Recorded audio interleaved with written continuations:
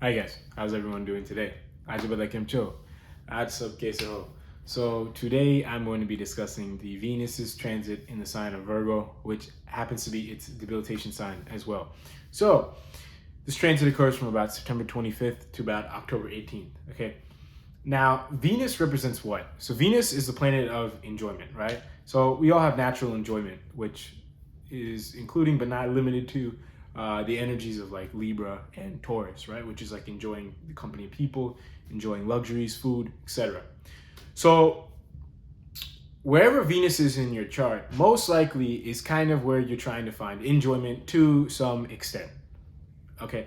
It could also be where Libra and Taurus are, but where Venus is actually placed to an extent, you're searching for enjoyment at that place. Now, Virgo is where Venus gets debilitated. Now, why does Venus get debilitated in Virgo? Well, I explained more about the general energies of debilitation in my exaltation versus debilitation video.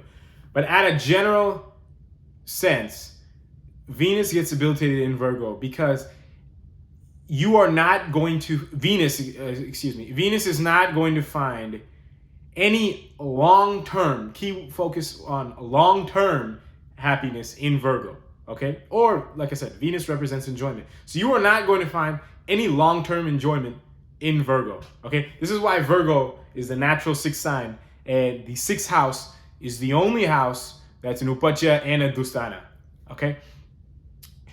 You are not going to find, or Venus is not going to find any long-term enjoyment in the sign of Virgo. Okay? Now, why is this? Because Venus is enjoyment, right? And Virgo represents, I guess you can say, deciphering your wants versus your needs. So if you're always kind of calculative and deciphering your wants versus your needs, this is not an enjoyment mindset, right? This is why people, like, if they're trying to loosen up and stuff, they just drink alcohol or do something else, because they don't want to decipher their wants versus needs anymore. They don't want their anxiety to go up or anything like that. They just want to like let go, which is why Venus gets exalted in Pisces, okay? But now, continuing with this video. So, you could sense during this transit, and I'm going to start for this transit video focusing a little bit more here and there on where this transit could be placed in your chart. But you could notice wherever Virgo is in your chart, or if your ascendant degrees is real high,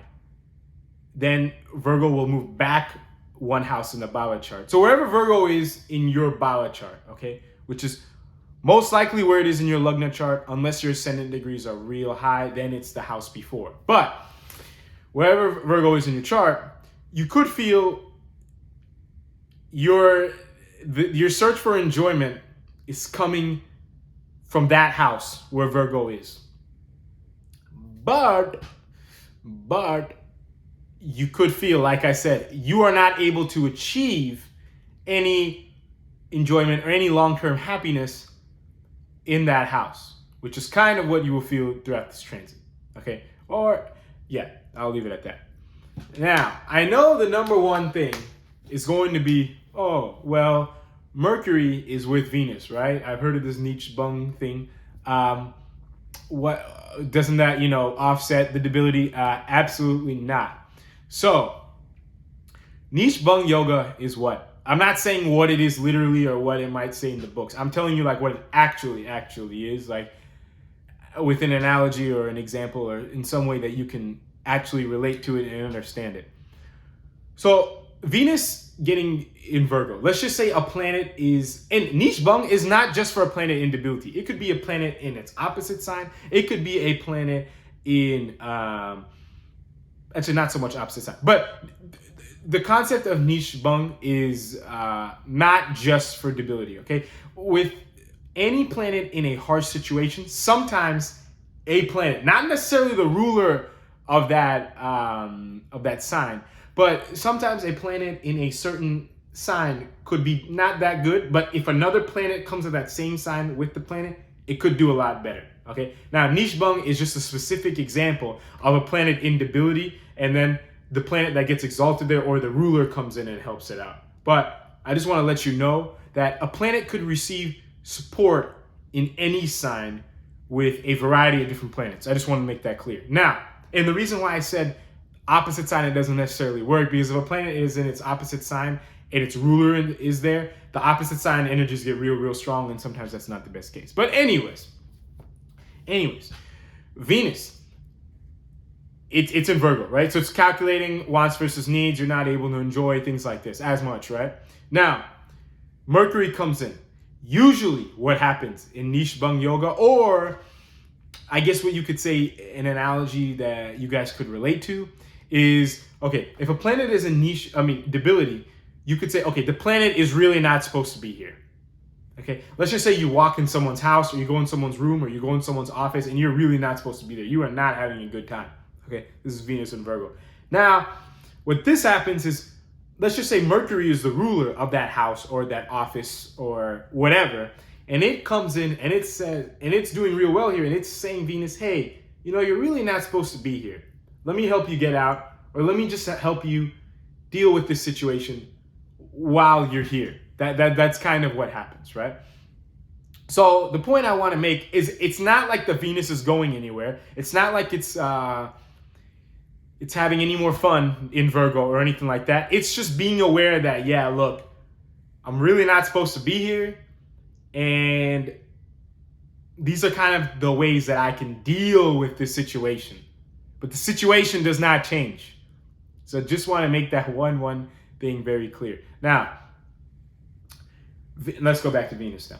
So the Venus is saying, hey, look, I'm supposed to be here.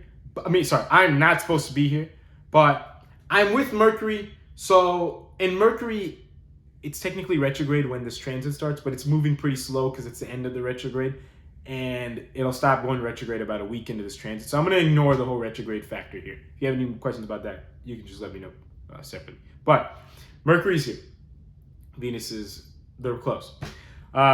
So Venus is like, yeah, I'm really not supposed to be here, but the Mercury's here, so I'm kind of like understanding that, hey, I'm overthinking a lot instead of enjoying. I'm understanding that, and things like that. Now, Venus is naturally going to search for enjoyment from two places, and you guessed it, where Taurus is and where Libra is in the chart. Unfortunately, Taurus is where Mars is in Taurus currently, which is Mars' opposite sign. Not the best of situations. Libra, it has Ketu in it. You'd maybe think out the back of your head that this is also not the best situation, but if you're somewhat spiritually inclined, it could be. Now, both of these planets, Mars and Ketu, they're both very spiritual planets. Yeah, I know most people don't really think of Mars as too much of a spiritual planet, but I think that's a very big mistake. Anyways, so what could this mean? Let's focus on the Mars and Taurus thing first. So Mars and Taurus. Basically, this means that with luxuries in your life, you feel very stable. You're not feeling like, with things Taurusy, let's just say food. I'll give you a personal example from my life. So when it came to food, I kind of just think that, like everything's kind of tasting the same and things like this. And because Venus is in Leo, what did I do? I decided, hey, I was a lot more inspired to just fast while Venus is in Leo, or start fasting, okay? I know it's still in Leo right now. We're still a good 2.5 weeks before the transit. But when Venus started getting in Leo, I started fasting way more, okay? This will kind of be an example when Venus is in Leo. Fasting is something that fulfills me, and because Mars is in Taurus, I'm not really, finding too much enjoyment with the food, I guess you can say. So you can kind of see how this plays out. Now, when Venus goes to Virgo, now the fasting might not work, because before Venus you're focusing on things that truly fulfill you. Yeah, sure, Venus doesn't necessarily want to fast, but that's what fulfills you, and because Mars is in Taurus, whatever. Now that Venus goes into Virgo, you can kind of calculate, like, yeah, fasting is good for me, but I also want to taste foods, blah, blah, blah, anxiety increases. I think you can kind of get the gist. But now I'm going to kind of tie the whole story together, okay? Now, Mercury's there too. So what you could do, and this is what I strongly recommend you guys do, you can become aware that, one, enjoyment is never permanent in general. But two, throughout this time period, temporarily, Venus is especially not finding that much enjoyment, okay? So what you could say is like, okay, just understand to detach, especially because Mars is in Taurus, all things Taurus related. And I know this is really general advice, right? Oh, just detach. What I mean by detach is detach from the expectations that you have of things, okay? Because Mercury is the mind in a different way. But just detach from your rational mental expectations that you have of things like trying new foods or even fasting. You have certain rational expectations, even certain spiritual things. You have certain rational expectations. Like if I meditate, I'll be happier and then my day will go better. But you gotta detach from that also, which sounds a little bit counterintuitive because you meditate to detach, but when you meditate, sometimes you're subconsciously getting attached to other things like having a better day and things like that. This video is kind of going to be a little bit complicated to understand possibly, but that is okay for some videos like this. But I'll just strongly recommend for things Taurus related, luxuries, food, things like this, detach mentally from your expectations in regards to all realm of things. Okay, like for example, food. Sometimes you don't think of how like the fasting thing when it comes to food. Okay, I'm just giving you an example. Now, when it comes to Ketu and Libra, you might think like, oh man, like Ketu's there, Libra, I'm not gonna have a good time with other people. Not necessarily. So, Ketu and Libra just means, and I'm gonna make a separate video on Libra very, very soon because Libra is a very, very important sign and people don't think of it the same way that they should. They just kind of think of it like in regards to their spouse or friends or things like this. Anyways, when it comes to your relations, the relations you get are going to be very, very karmic, right? Ketu and Libra, you could have noticed, like just at a general sense. Obviously, if you're not running a Ketu Dasha at any point in time, you're not going to feel like this that much. But Ketu and Libra generally represents this. Now, let's combine the story. Again, so Ketu's in Libra, but Venus is in Virgo. So you could feel like, so the people that are coming in your life are very karmic. So you could feel like, oh man, these people are just really not the right people, but you got to understand that you're just in the state of mind sometimes that no matter who comes, you're going to feel a certain way, right? This is why sometimes it's like,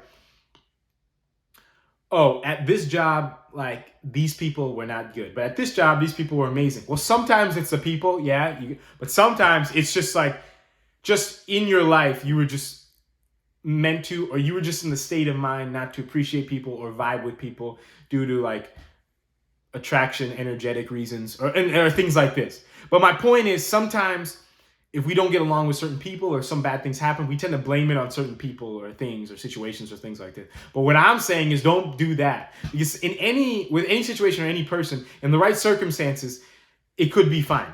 But in other circumstances, like for example, when Venus is in Virgo, it might not be fine. And because these relations are already pretty karmic as it is, okay, just detach a little bit from how things play out or how things go on, I guess you can say, with other people. Okay, don't try to blame any unhappiness or any lack of joy you feel in life based off of certain people or certain relations in your life. Okay, so I think that's pretty much it. Oh, one other thing is that Venus slowly throughout this transit approaches the sun. They actually both go into Libra at the exact same time, which will be an interesting video to make a video on. But anyways,